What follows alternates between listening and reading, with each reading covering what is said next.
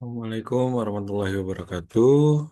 Perkenalkan, nama saya Fatmajid Askara dari program studi PJJ Akuntansi. Uh,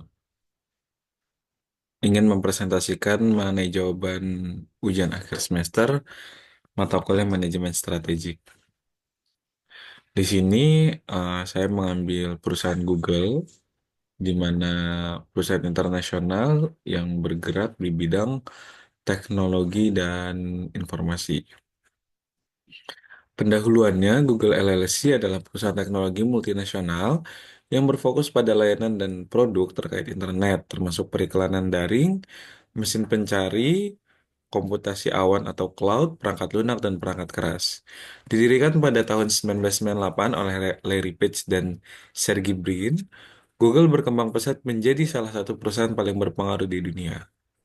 Google beroperasi sebagai anak perusahaan dari Alphabet Incorporated, induk perusahaan yang didirikan pada tahun 2015 untuk menstrukturisasi berbagai bisnisnya. Yang pertama adalah analisis visi dan misi. Google memiliki visi to organize the world's information and make it universally accessible and useful, di mana dia ingin bahwa informasi di seluruh dunia itu diketahui oleh semua orang tanpa terkecuali. Misinya adalah Google berkomitmen untuk memberikan akses informasi secara cepat dan relevan kepada pengguna dengan berbagai inovasi teknologinya. Kemudian kita membahas analisis SWOT, di mana strength atau kekuatan dari Google itu sendiri. Yang pertama adalah mesin pencari paling dominan dengan pangsa pasar terbesar di dunia.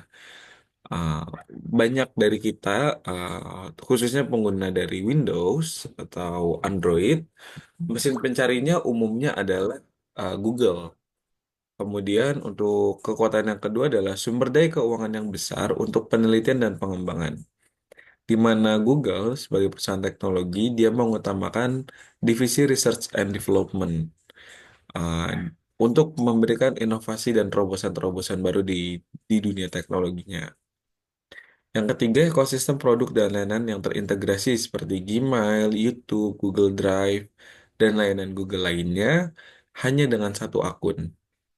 Yang terakhir, teknologi kecerdasan buatan atau artificial intelligence dan data analytics yang canggih. Saat ini Google sendiri itu sudah ada AI dalam sebutan Gemini dan untuk Google Analytics-nya dia untuk menganalisis data. Kelemahannya, saat ini Google bergantung pendapatan utamanya itu dari Google Ads. Ini yang menjadi kekhawatiran banyak investor. Yang kedua, tantangan regulasi dan hukum terkait monopoli, monopoli dan privasi data.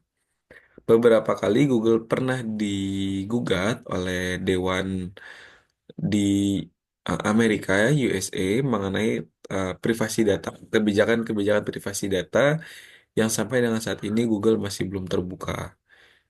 Yang terakhir adalah persaingan ketat dengan perusahaan teknologi lainnya seperti Apple, Amazon, dan Microsoft. Analisis opportunities atau peluang-peluang usaha. Di mana yang pertama, pengembangan lebih lanjut dalam kecerdasan buatan AI dan komputasi awan, ini komputasi awan ya, atau cloud.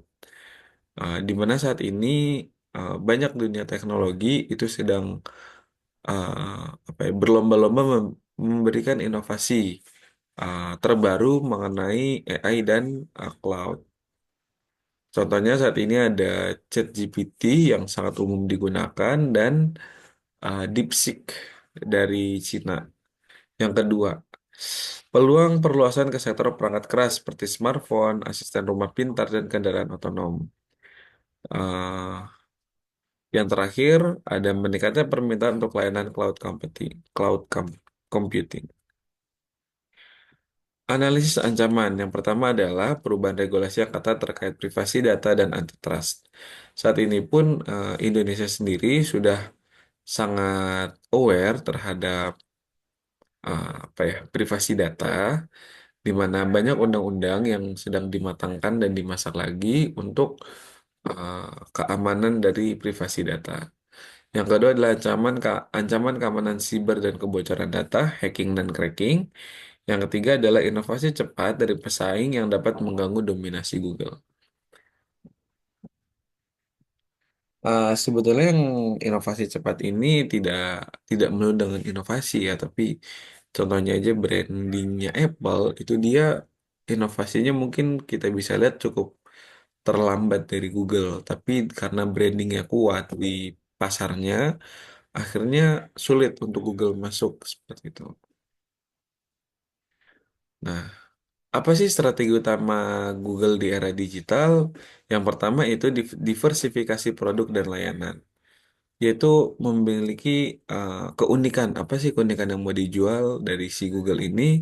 Yang pertama ada Google Cloud untuk layanan penyimpanan awan dan Android untuk sistem software software perangkat lunak dan YouTube. Kemudian apalagi itu ada investasi di AI dan machine learning. Seperti tadi yang sudah saya bilang, Google sangat fokus terhadap apa departemen atau divisi research and development-nya, di mana sampai dengan saat ini Google masih terus mengembangkan tentang Google Assistant dan Google Bard-nya. Nah, kemudian ada ekspansi cloud computing yang tadi saya bilang, di mana Google masih terus berusaha untuk meraih pasar sebesar-besarnya menjadi penyedia layanan cloud uh, yang dominan di pasaran. Yang terakhir adalah akuisisi dan kemitraan. Sampai dengan akhir ini, Google tidak hanya berkompetisi, tapi dia juga berkolaborasi. Tapi dalam hal kolaborasi tentunya ada harga yang harus dibayar.